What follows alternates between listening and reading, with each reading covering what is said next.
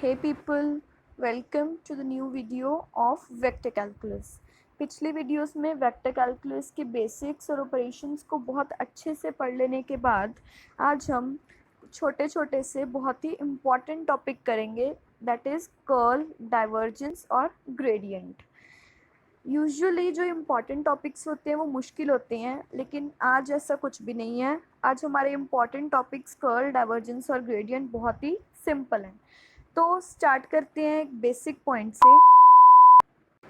हमारा starting point है vector differential operator, जिसे हम डेल बोलते हैं और एक अपसाइड डाउन ट्राइंगल से डिनोट करते हैं, जो ये हमने ट्राइंगल बनाया हुआ है। ठीक है, तो डेल कैसे डिफाइंड है? डेल इज इक्वल टू जो भी हमें गिवन है उसे हम एक्स के साथ पार्शियली डिफ्रेंशिएट करेंगे और साथ में लगाएंगे आई वेक्टर, प्लस जो भी हमें चीज़ गिवन है उसको वाई के साथ पार्शियली डिफ्रेंशिएट करेंगे और साथ में लगाएंगे जे वेक्टर, प्लस जो भी चीज़ हमें गिवन है उसे z के साथ पार्शियली डिफ्रेंशिएट करेंगे और साथ में लगाएंगे k यूनिट वेक्टर।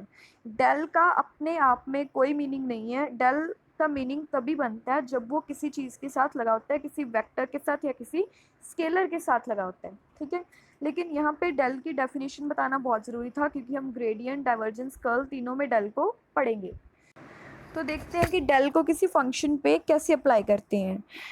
कोई भी फंक्शन गिवन हो, चाहे वो स्केलर फंक्शन है चाहे वो वेक्टर फंक्शन है, डेल को एफ के ऊपर अप्लाई करने के बाद आंसर आएगा curl F by curl X I plus curl F by curl F J plus curl F by curl Z के। ठीक है, तो दैट इज जो भी फंक्शन गिवन है उसको सबसे पहले एक्स के with respect to partially differentiate करो और साथ में आई वेक्टर लगा दो, फिर वाई के with respect to partially differentiate करो और साथ में जे वेक्टर लगा दो, फिर जेड के with respect to partially differentiate करो और के वेक्टर लगा दो। पार्शियली डिफ्रेंशिएट कैसे करते हैं? मान लो एक्स कोई फंक्शन है एक्स वाई और जेड का। ठीक है, जब हमें एफ का डेरिवेटिव लेना है with respect to x partially, तो हम y और z को कांस्टेंट ट्रीट करेंगे और x के विद रिस्पेक्ट टू डेरिवेटिव लेंगे।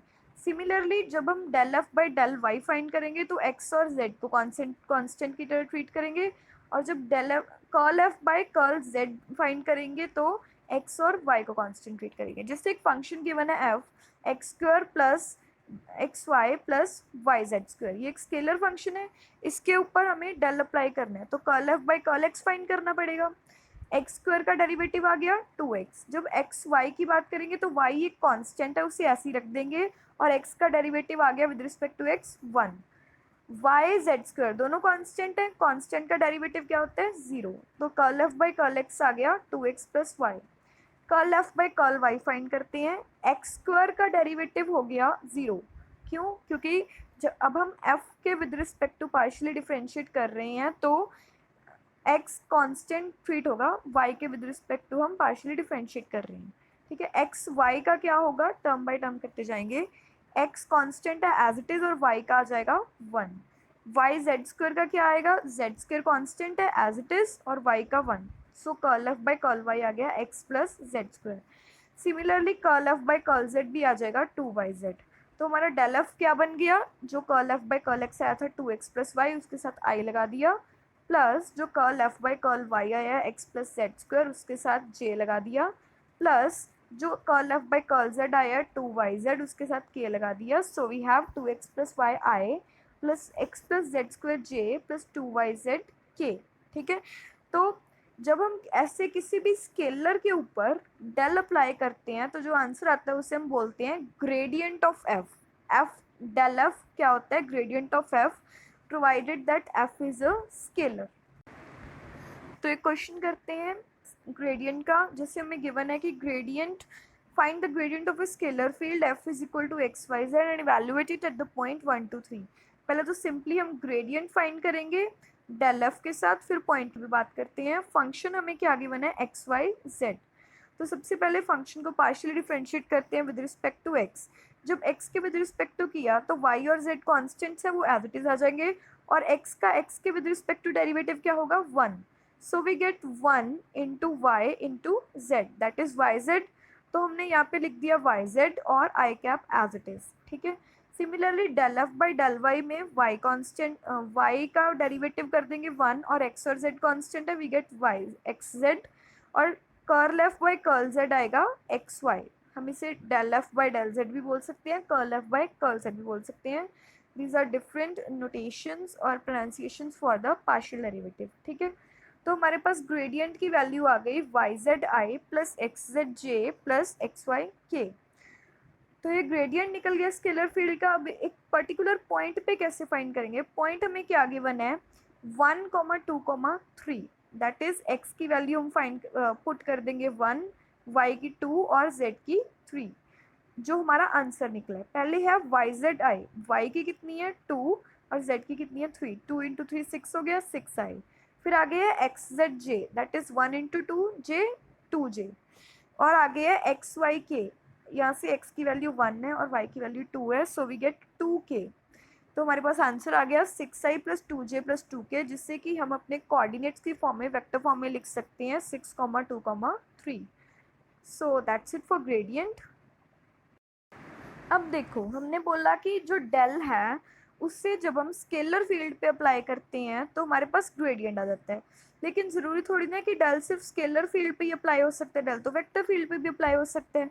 स्केलर फील्ड में हमने क्या किया था कि सिंपली डेल को मल्टीप्लाई कर दिया था एफ के साथ, क्योंकि स्केलर में मल्टीप्लिकेशन वैसी होती है। लेकिन वेक्टर्स में हमने पढ़ा था कि दो टाइप की मल्टीप्लिकेशन होती है, डॉट प्रोडक्ट और क्रॉस प्रोडक्ट। तो उसके कॉरेस्पॉन्डिंगली जब हम किसी भी गिवन वेक्टर फंक्शन f का डेल के साथ डॉट प्रोडक्ट करते हैं तो उसे बोलते हैं डाइवर्जेंस, और आगे जाके हम क्रॉस प्रोडक्ट भी करेंगे, उसे कर्ल बोल देंगे। सो फिलहाल के लिए divergence of vector field f कैसे फाइंड होगी, डेल डॉट f, ठीक है। तो मान लो f एक वेक्टर है तो f के 3 कंपोनेंट्स होंगे, f गिवन है f1i plus f2j plus f3k। तो डाइवर्जेंस कैसे फाइंड होगी, एफ को डेल्स के साथ डॉट कर दिया, डेल डॉट एफ करें, एफ डॉट डेल करें, सेम आंसर आएगा। We have check that dot product is commutative. So इसका डॉट प्रोडक्ट करते हैं। याद है डॉट प्रोडक्ट कैसे किया था, आई वाले कंपोनेंट को आई के साथ मल्टीप्लाई कर दिया, जे वाले को जे के साथ मल्टीप्लाई कर दिया और के वाले को के साथ। बिल्कुल सिमिलर हमने यहाँ पे किया है। F1 को किया del by del x, that is del F1 by del x plus del F2 by del y plus del F3 by del z. तो इसके साथ हमारा बड़ी आसानी से डाइवर्जेंस निकल जाएगा। अब इसकी एग्जांपल डिस्कस करते हैं। तो एग्जांपल में हमें क्वेश्चन गिवन एफ गिवन है एक्स स्क्वायर आई plus Z j plus Y के, जो कि एक वेक्टर है, इसका डाइवर्जेंस निकालना है। डाइवर्जेंस कैसे निकलेगा, हमने देखा है कि जो फर्स्ट कंपोनेंट है उसका एक्स के with respect to partial derivative, second का y के विद रिस्पेक्ट टू और थर्ड का z के with respect to, that is हमें डेल डॉट f करना है, ठीक है। तो एक्स स्क्वायर का x के साथ करा तो 2x del z by del y। अब जब डेल बाई डेल y करते हैं तो z और x को तो कांस्टेंट मानते हैं, तो कांस्टेंट का आ गया 0, सिमिलरली ये भी 0, और हमारा आंसर आ गया 2x which is a scalar, ठीक है। क्योंकि डॉट प्रोडक्ट करके हमेशा आंसर स्केलर आता है, दो वेक्टर्स का डॉट प्रोडक्ट स्केलर आता है। Finally we move towards curl of a vector field. जैसे कि मैंने आपको बताया था कि जब हमें एक वेक्टर f गिवन हो तो उसका कर्ल फाइंड करने के लिए डेल क्रॉस f करेंगे, क्रॉस प्रोडक्ट करेंगे। तो क्रॉस प्रोडक्ट कैसे करते हैं, मैंने आपको एक ट्रिक बताई थी, हम वही यूज़ करेंगे यहाँ पे।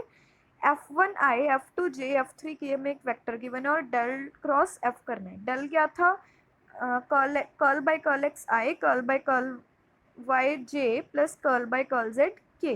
तो क्रॉस प्रोडक्ट कैसे करेंगे, डिटर्मिनेंट फाइंड करेंगे आई जे के का, del by del x, del by del y, del by del z, f1 f2 f3, और इसे इवैल्यूएट करके हमारे पास एक वेक्टर आ जाएगा, क्योंकि दो वेक्टर्स का क्रॉस प्रोडक्ट हमेशा एक वेक्टर आता है। एग्जाम्पल डिस्कस करते हैं। जैसे फंक्शन गिवन है f x Y i plus Z plus x J plus Y के, ठीक है। ये एक वेक्टर फंक्शन है, इसका हमें कर्ल फाइंड करना है। तो कर्ल का क्या फॉर्मूला है, del cross f, that is ये वाला डिटर्मिनेंट हमें सॉल्व करना है, ठीक है। f1 की वैल्यू क्या है, यहाँ पे i का कॉफिशिएंट है एक्स वाई, j का कॉफिशिएंट है z प्लस एक्स और k का कॉफिशिएंट है y। तो ये डिटर्मिनेंट कैसे सॉल्व करेंगे, हमने पहले भी बहुत बार किया है। डिटर्मिनेंट जब हमें i का, हम लिख लेंगे पहले i माइनस j और k। जब हमें i का कॉफिशिएंट फाइंड करना है तो i वाली रो और i वाले कॉलम को भूल जाएंगे और क्रॉस मल्टीप्लाई करेंगे, ठीक है। So we get del by del y del y by del y minus del by del z of z plus x. Similarly जब हम j का फाइंड करेंगे तो इसका रो और कॉलम भूल गए और क्रॉस मल्टीप्लाई करा, so we get del y by del x minus del xy by del z। और जब k का किया तो ये वाला रो और कॉलम भूल गए और क्रॉस मल्टीप्लाई किया, so we get del by del x z plus x minus del by del y xy। तो इवेल्युएट करने पे del y by del y बन गया 1 और यहाँ पे z का z के साथ 1 आ गया और x का z के साथ 0 आ गया। सिमिलरली यहाँ पे 0 और 0 बन गया और यहाँ पे 1 माइनस एक्स बन गया। तो इसे पूरा सॉल्व करने के बाद हमारे पास i का और j का कोफिशिएंट 0 ही बन गया और k का कोफिशिएंट बन गया 1 minus x. So we get 1 minus x in the direction of k which is the curl of f, जो कि एक हमारे पास वेक्टर आ गया। सो नाउ वी नो कि कोई भी हमें f फंक्शन गिवन हो उसका ग्रेडियंट, डाइवर्जेंस और कर्ल कैसे फाइंड करते हैं। So that's it for today's video. Channel को कर दो सब्सक्राइब और नोटिफिकेशंस कर लो ऑन, क्योंकि नेक्स्ट वीडियो कभी भी आ सकती है। अपकमिंग वीडियोस में हम डिस्कस करेंगे ग्रीन, गॉस और Stokes theorem. Thanks for watching.